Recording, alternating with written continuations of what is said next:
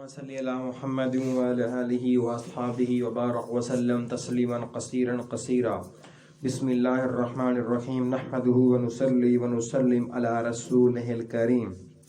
8واں فائدہ کم کھانے میں بدن کی صحت ہے کہ بہت سے امراض زیادہ کھانے ہی سے پیدا ہوتے ہیں کہ اس کی وجہ سے معدے میں اور رگوں میں اخلاط ردیاں جمع ہو جاتے ہیں جس سے طرح طرح کے امراض پیدا ہوتے ہیں اور امراض قطع نظر اس کے صحت کے منافی ہے۔ عبادات سے بھی مانع ہوتے ہیں، دل کو تشویش میں ڈالتے ہیں، ذکر فکر سے مانع ہونے کے علاوہ دوا پرہیز حکیم ڈاکٹر فیصد کھولنے والا جھونکے لگانے والا غرض ایک لمبا جوڑا جھگڑا آدمی کے ساتھ کھڑا ہو جاتا ہے۔ پھر ان سب چیزوں میں مشقت علیحدہ ہے، خرچ علیحدہ ہے اور بھوکے رہنے میں ان سب کا آفات سے امن ہے۔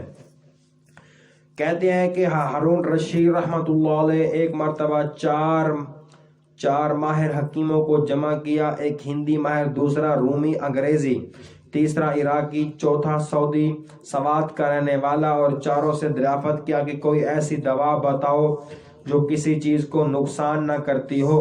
ہندی نے کہا میرا خیال میں ایسی دوا جو کسی چیز کو نقصان نہیں کرتی ایلیچ السود ہلدیہ سیاہ ہے۔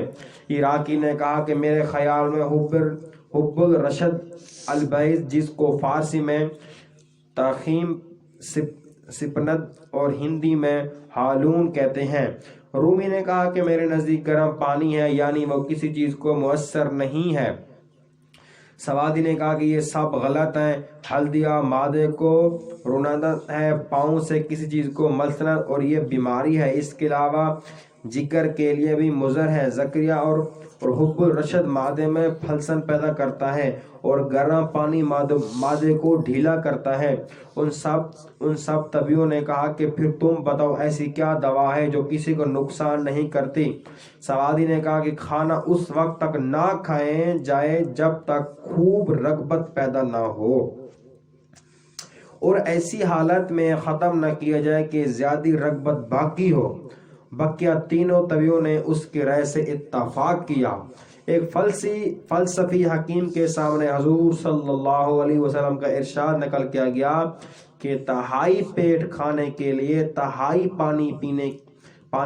پانی کے لیے اور تہائی سانس لینے کے لیے اس نے سن کر بڑا ہی تعجب کیا اور کہا کہ کھانا کم کھانے میں اس سے بہتر اور مضبوط بات میں نے آج تک نہیں سنی۔ بے شک یہ حکیم کا کلام ہے۔ 9واں فائدہ اخراجات کی کمی ہے۔ جو شخص کم کھانے کا عادی ہوگا اس کا خرچ بھی کم ہوگا اور زیادہ کھانے میں اخراجات بھی بڑھیں گے، جن کے حاصل کرنے کے لیے یا تو ناجائز طریقے اختیار کرنے پر مجبور ہوگا یا لوگوں سے مانگنے کی ذلت اختیار کرے گا۔ حضرت ساحل تستری رحمۃ اللہ علیہ کا حال قریب سے گزر چکا کہ ان کے کھانے کے میزان سال بھر کی 30 ہوتی ہے۔ ایک حکیم کا قول ہے کہ میں اپنی اکثر ضرورتیں ترک کر دینے سے پوری کرتا ہوں، جس سے مجھے بڑی یسکوئی اور راحت رہتی ہے۔ ایک اور حکیم کا قول ہے کہ جب مجھے اپنی کسی ضروریات کے پورا کرنے کے لیے کسی سے قرض کی ضرورت ہوتی ہے تو میں اپنے نفس ہی سے قرض مانگ لیتا ہوں، اس کو سمجھا دیتا ہوں کہ اس کو پھر کسی وقت ادا کر دوں گا، یعنی تیری خواہش اس وقت میرے ذمہ قرض ہے، اس کو کسی دوسرے وقت پوری کر دوں گا۔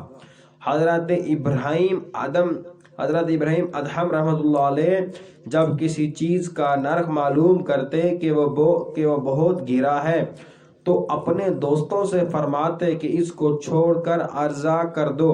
جس چیز کا خریدنا آدمی چھوڑ دے اپنی طرف سے وہ تکیہ سیر ہو ہی گئی۔ اپنے بلا سے جتنے میں چاہے، باقی آدمی کی ہلاکت کا بڑا سبب دنیا کی ہرس ہے اور یہ ہرس پیٹ اور شرمگاہ کی وجہ سے پیدا ہوتی ہے اور شرمگاہ کی قوت بھی پیٹ کی قوت سے ہوتی ہے اور کھانا کم کھانے میں ان سب آفتوں سے امن ہے۔ حق تعالی شانو جس کو بھی نصیب فرما دے۔ جو کچھ پڑھا سنا اللہ پاک ہم سب کو عمل کرنے کی توفیق عطا فرمائے۔ اللہم لک الحمد کما انت اہل، صلی علی محمد کما انت اہل، وفل بنا ما انت اہل، انک اہل تقوی واہل المغفرہ۔ ربنا آتنا فی الدنیا حسنۃ وفی الآخرۃ حسنۃ وقنا عذاب النار۔ اللہم اغفر لی وللمؤمنین والمؤمنات والمسلمین والمسلمات۔ استغفر اللہ الذی لا الہ الا هو الحی القیوم واتوب الیہ۔